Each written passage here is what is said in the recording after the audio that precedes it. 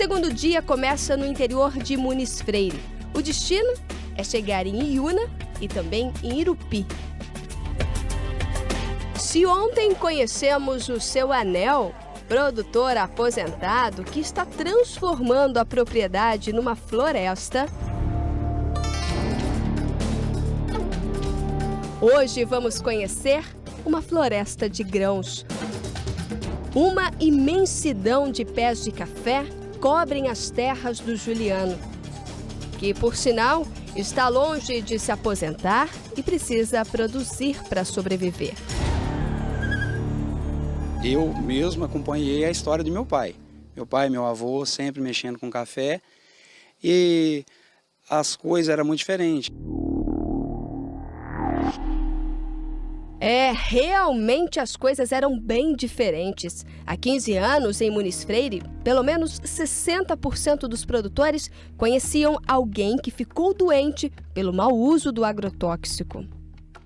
A gente desde criança, a gente junto também, vendo, o manuseio, né, ao ar livre e até mesmo mexer com a própria mão, produto, sem proteção nenhuma. Eu acredito que a gente conseguiu diminuir em torno de uns 50% já. Se você pegar uma história aí de 15 anos atrás, numa lavoura de café, você encontrava embalagem vazia de defensivo, embalagem de adubação. Qualquer linha de café que você ia trabalhar, você encontrava. E a gente foi vendo, na prática, a melhora da lavoura. Porque com agrotóxico demais, era muita a doença, ela parece que abre a porta para as pragas chegar. Hoje, na propriedade dele, são 110 hectares de plantação de café convencional, mas que em suas mãos, muito mais que grãos, cai o peso da responsabilidade.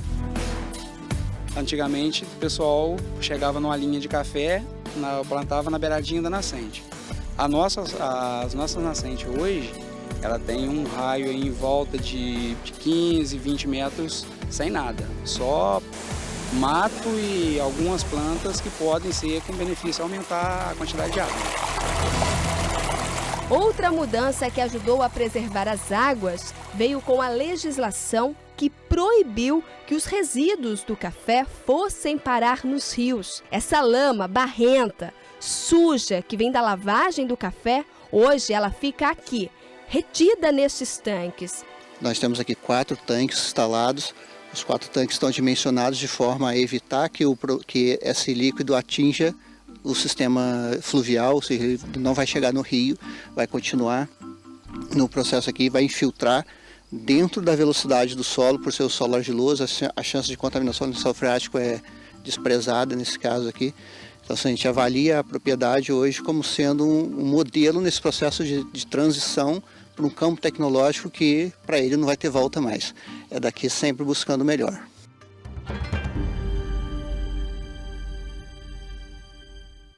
Depois do café, daquele dedinho de prosa.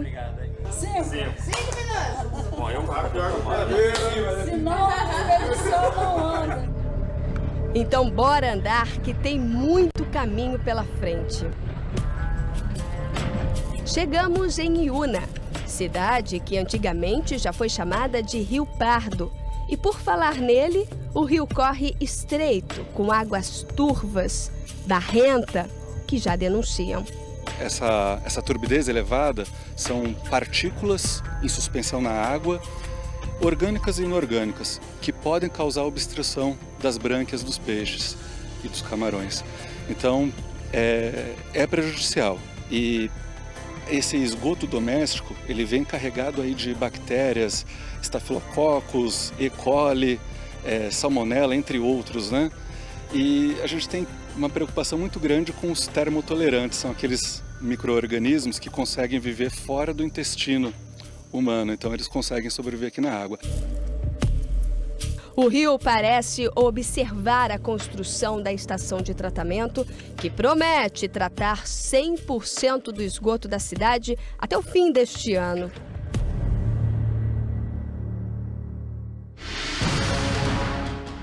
Se o Rio Pardo tem dificuldades para respirar, olha que coisa mais linda do mundo. O Fábio busca fôlego para dar vida a uma das margens do rio. Isso.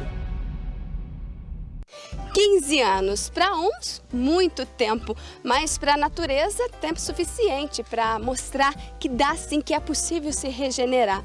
Nesse espaço aqui, às margens do Rio Pardo, como é que era há 15 anos, quando você começou o projeto? Há 15 anos atrás, esse projeto, que não era um projeto, ele era lixo. Era formado de lixos, cavalos, carrapatos, mosquito da dengue. E com a vinda do projeto para cá, olha o tanto que a gente melhorou, como que a gente valorizou o espaço, que é um espaço que a gente tem que preservar. A área de 1 hectare de terra pública ganhou mais de 3.000 árvores. Tem jacarandá, jatobá, pau-brasil, ipês e agora terá uma nova espécie. E a expedição do Rio Itapemirim também vai deixar a sua marca aqui no projeto Amigos do Verde em Iuna, plantando a primeira muda de braúna aqui dessa área de conservação, de preservação ao lado do Rio Pardo. Vai crescer bonita, né? Ela vai crescer e vai dar muita sombra e vai deixar muitas sementes para poder reflorestar muitas áreas por aí afora. Com este bom exemplo, deixamos Iuna e seguimos para Irupi.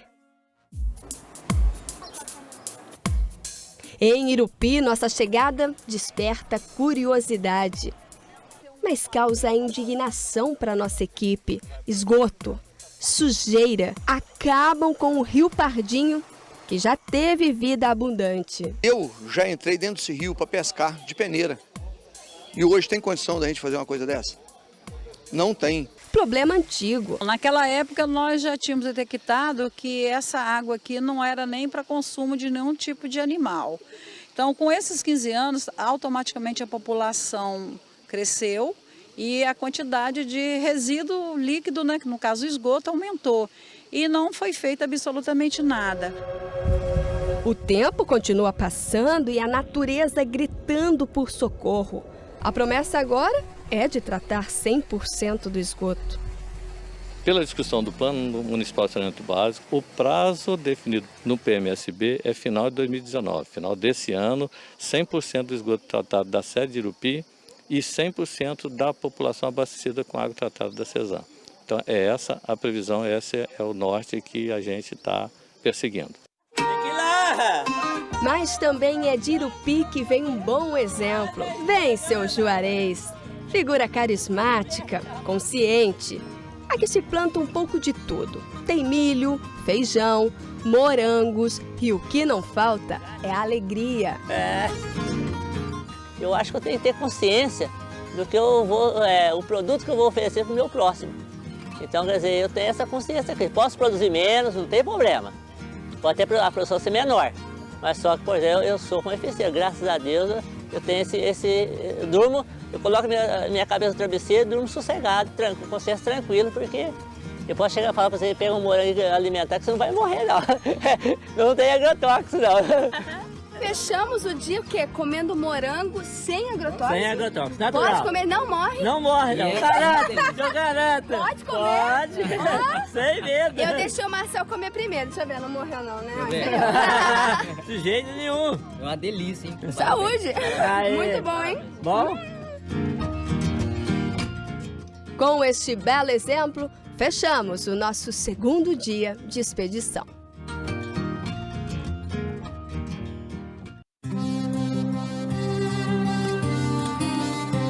A beleza do terceiro dia nos surpreende. Chegamos ao Parque Nacional do Caparaó.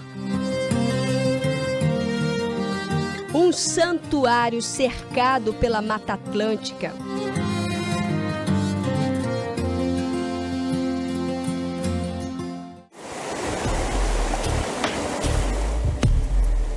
Seguimos o rio até o município de Alegre para ver de perto a força com que a água chega na Cachoeira da Fumaça.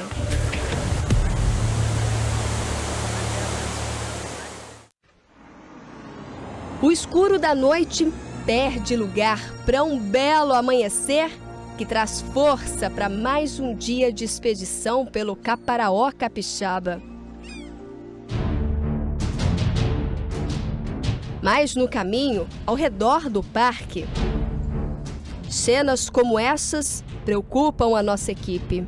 Aqui nós temos um bom exemplo de erosão do solo, nessa área que está aqui, as nossas costas aqui, você vê o início do processo erosivo acontecendo, né? O produtor fez um preparo de solo, morro abaixo, que a máquina não conseguiria trabalhar, né? E com isso ficou as pequenas canaletas, né? Onde canalizou a água e ela vem descendo com toda a terra e a terra produtiva, né? Isso vai tornando o solo improdutivo cada vez mais e, lógico, essa terra vai parar dentro dos rios, assoreando todas as nascentes, assoreando os rios e aí todas aquelas consequências que nós conhecemos. Vemos grandes faixas de vegetação com espécies exóticas que se alastram rapidamente sem controle nenhum. Eles podem funcionar como trampolins ecológicos, né? Mas você não consegue ter a manutenção da fauna ali. Você vai verificar a perda de variabilidade genética pela vegetação. Então, algumas espécies não vão conseguir nem gerar descendentes, né? Então, a gente vai ter ali um problema de extinção.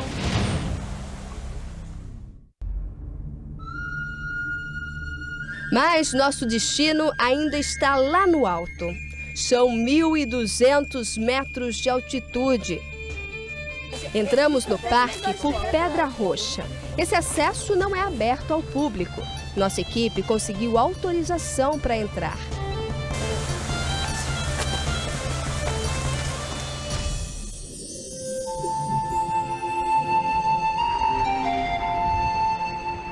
Os olhos custam a acreditar em tamanha beleza. Água de tom esverdeado, transparente, cristalina, formam piscinas naturais.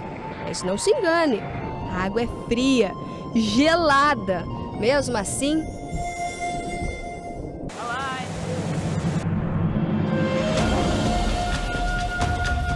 um verde vivo de uma natureza preservada da mão do homem. Um convite para a nossa equipe desbravar, conhecer, entender o caminho das águas. Caminho esse que faz todo o sentido do rio Itapemirim, que começa passando por essas pedras pequenas de caminhos estreitos em meio a essa imensidão. Aqui começa a bacia do rio Itapemirim, uma nascente a 2.800 metros de altitude, aos pés do Pico da Bandeira. Dentro do parque, né, uma unidade de conservação. Então a gente entrega para a sociedade, né, essa joia, né, o rio com essa cor de água, com essa qualidade de água, né, que contribui para 3 grandes bacias hidrográficas, né, a do rio Itapemirim, a do rio Itabapoama e a do Rio Doce. Então o parque contribui bastante com a questão hídrica, né, nessa região. A chegada da nossa equipe ao parque chamou a atenção do seu Nelson, morador da região. E ele logo diz que essa é a única água que ele tem coragem de beber diretamente da fonte. Isso é uma coisa muito maravilhosa, né? Essa água aqui, né? É uma água muito limpa, né? A gente pode chegar no rio e tomar, né? Sem medo algum da água ser poluída, né? A água aqui é uma riqueza pra gente. E ali o agrônomo da expedição coleta amostras e o trabalho deste monitoramento das águas recomeça. O Parque Nacional do Caparaó tem hoje 31.800 hectares. Da última expedição até agora aumentou 10.000 hectares de floresta que já cobriram pastos e plantações de café. Aqui a gente tem um fragmento maior que está há 20 anos se recuperando. Então isso dá condição, né, da fauna se estabelecer e dá condição para a chegada de propágulos, né, de espécies de um porte maior, espécies climáticas que a gente pode estar encontrando aqui. Além dessa água cristalina de encher os olhos, o Parque Nacional do Caparaó oferece também ar puro para respirar. Indicador disso, olha só, são essas manchinhas vermelhas aqui no tronco da árvore. Limar, é um indicador que aqui tem ar puro. Sim, esses são os líquens, e o líquen, que é uma associação entre algas e fungos, quando ele tem essa coloração avermelhada ou laranja muito forte ou roxo, ele é um bioindicador que o ar é muito, muito puro. Tá? O líquen, esse azul também é o líquen, mas quando ele tem essa coloração avermelhada é que o ar é extremamente puro, ele é muito sensível a um ar que tem qualquer partícula no ar, qualquer coisa, então ele não existe onde o ar é ruim. Aqui pode respirar à vontade. À vontade, aproveita e enche o pulmão para a gente sair do parque.